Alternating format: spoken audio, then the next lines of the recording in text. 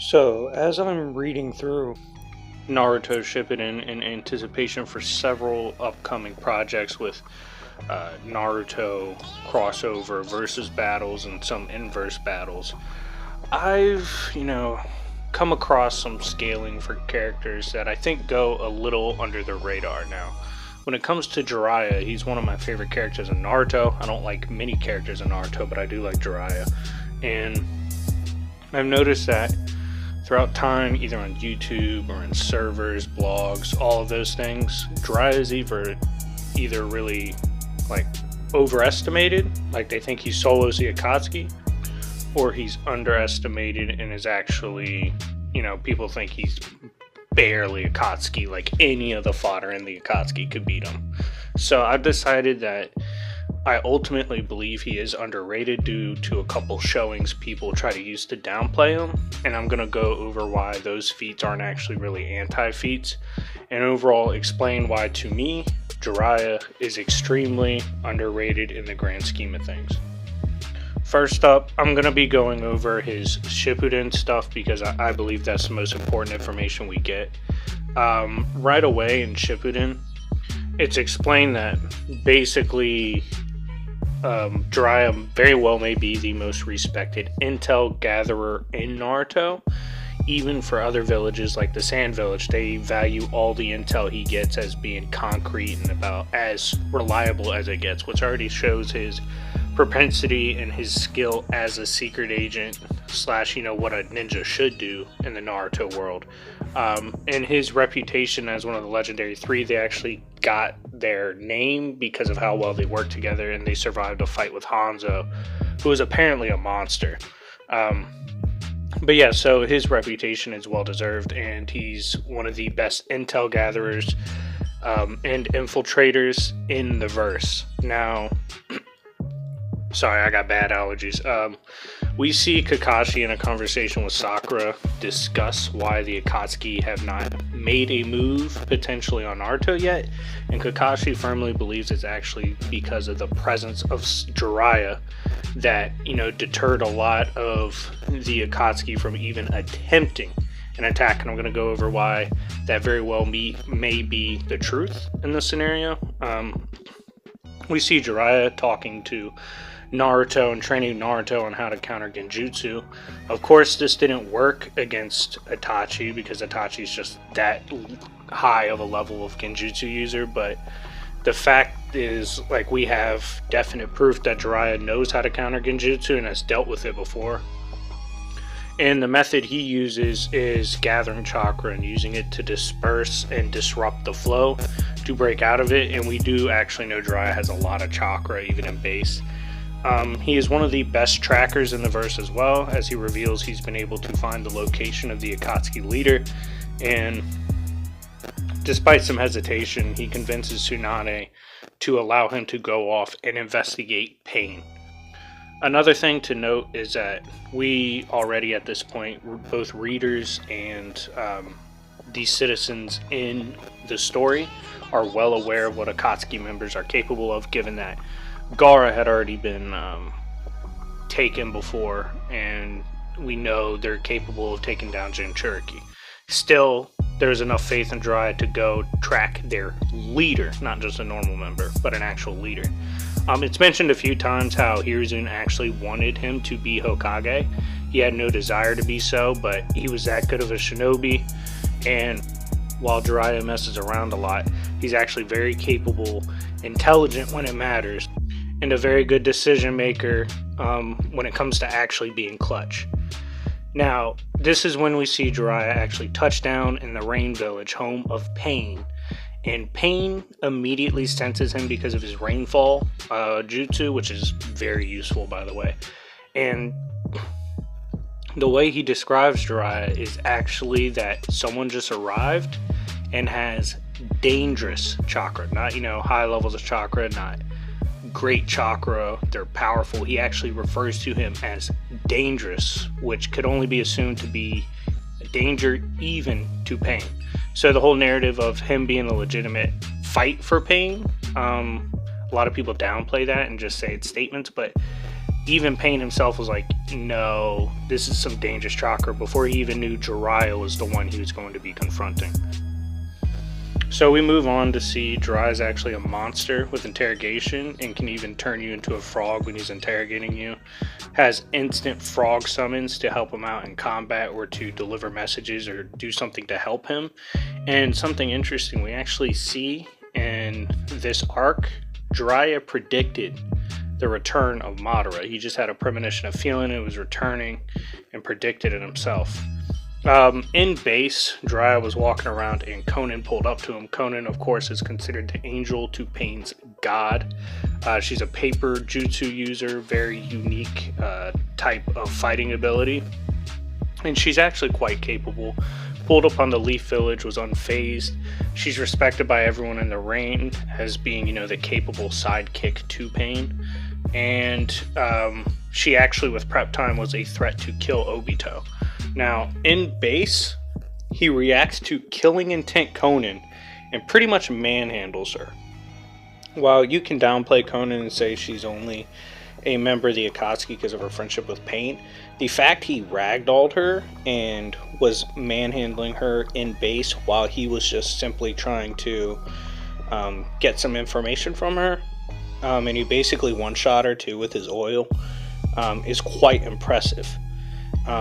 We then get some flashbacks going over how Jiraiya knows Pain, how Jiraiya knows Conan, and it shows that Kid Nagato, with 3 years of training with his Rinnegan, and by the way, by just like 10 or 11 years old, Kid Nagato had already mastered all the chakra transformations. This same kid that trained under Jiraiya for 3 years and his two teammates are only able to defeat a pre-prime Jiraiya shadow clone. Think about that. So he had Nagato had every chakra transformation and the Rinnegan and could barely take down a Jiraiya shadow clone before Jiraiya even, reached his strongest point. And he had teammates as well. So that's crazy impressive for Jiraiya. We see Jiraiya get run up on by the animal summoning path from Pain, and he manhandles a summoning pretty easily, just with regular jutsu. And he's really unfazed by the animal summoning's pain when they come along, and he's even joking around at this point, and he summons his own frog summoning to kind of hold off Pain while he gathers chakra for Sage Mode. Now, he's actually a lot quicker at summoning chakra than I believe people give him credit for. It only takes a chapter, and in that chapter it was like a few moves in which the frog was like keeping him safe while he gathered chakra, and he was still reacting and observing the battle. He's capable of creating a barrier to sense all movement from inside of it, so you can't really get the drop on him while he's prepping. And it only took him really a few moments to transform into imperfect Sage Mode. This is when he also summons Ma and Pa to rest on his shoulders and help him in combat. He uses Pa to sense an invisible enemy, as Pain was hiding inside of an invisible chameleon to avoid Jiraiya's fade. We then see Jiraiya can mix oil and fire to make an even more devastating blast with his jutsu. And this is when he's really showing his prowess with ninjutsu techniques.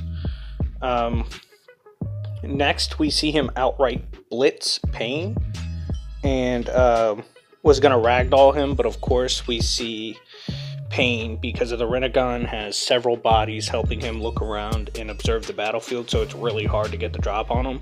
But it is blatantly stated he blitzed Pain, and Pain only reacted because other bodies were there to let him know Jiraiya was attacking. His hair needle barrage jutsu is so fast, the Pains can't react on their own. They obviously needed outside help from Nagato himself and the connected visions of the Rinnegan in order to even react to these jutsus. Jiraiya, as he's continuing to fight 3 paths of Pain, specifically states that, if this was a 1v1 battle with any of them, it would be a one-shot, no difficulty. Even still fighting 3 of them, he does very well against all 3 while simultaneously gathering information and trying to figure out who they are, what they do, and how they do it so well. And he is capable of putting all three, with the help of Manpa, under an auditory genjutsu in which their brain is completely shut down, paralyzes the body and mind. And he actually beat these three pains because during the genjutsu he's able to move around freely and stab you, and he believes he put all three down. Of course, he gets jumped by the other pains, gets knocked away, and gets its arm blown off, which doesn't even deter him at all. So he actually has really good durability. He struggles, but did prolong the fight somewhat while injured against 6 pains. It was never really a fair fight when they all jumped in. They caught him by surprise, and at this point, he had lost an arm. He'd been fighting for a long time, and he was still multitasking this entire fight, just trying to figure out information on a character no one had fought before and a character type no one had dealt with before. We then get flashbacks as Jiraiya is dying after getting hit in the throat. We get flashbacks to him and Minato, in which Minato himself says that to Jiraiya, quote, "You're a man with true skill, an example we should all follow. I can't think of a finer shinobi than you." So everyone obviously had a high opinion of Jiraiya as a fighter and a shinobi for good reason too. He then restarts his heart through sheer willpower alone. He was actually dead, brought himself back to life because of how insane his willpower and his need to see Naruto eventually become the Hokage he dreams to be. And he restarts his heart to send the message. In the end, he does die, but several characters note he did in fact press Pain, and Zetsu, makes fun of Pain for this, but he actually wasn't surprised that he got pressed, and he said, it's Jiraiya, so it's not really an L, the fact you got pressed. We then also see the frog, upon returning the message to the Leaf Village about the death of Jiraiya, said, "Pretty much no one else except Jiraiya from around here could have done what he did, which was hold off Pain, fight Pain for an extended period of time while gathering intel." So, final thing I'm going to address with this video is there's some downplay because of four-tailed Naruto nearly killed Jiraiya. I don't believe this is worthy of downplay because, first of all, he was just trying to secure Jiraiya. He was just trying to secure Naruto and seal him. He wasn't actually fighting him. And even Three Tails is extremely formidable, is capable of going toe-to-toe with Orochimaru. Two-Tail Naruto made Deidara have to get out of there because he was going to tear him apart. Three-Tailed Naruto alone, his chakra passively KO'd Kabuto, who was compared to Kakashi, and Kabuto had to heal himself just for running next to this Naruto. This Naruto's chakra is so potent, it's also poison that even Sakura can't seem to neg. So it's actually, even as a three-tail, he's extremely powerful. Jiraiya in base was trying to seal four-tail, took several internal injuries that nearly killed him, and still sealed Naruto. So he didn't even lose, he actually did manage to seal him. So anyways, that's it, guys. Jiraiya is an absolute monster to me. I think he could take a few members of the Akatsuki. I think his reputation and, the way he intimidated other characters, I think it was valid because of his showings. And we do know for a fact that despite his joking nature, Jiraiya is a very formidable opponent and perhaps one of the more underrated characters in Naruto. Anyways, thank you guys for watching. If you agree or disagree, let me know in the comment section down below. I have more Naruto and other content coming soon. Hit the like button. Start requesting these videos. But anyways, it's your boy Sir Splash, and I'll see you all later. Peace.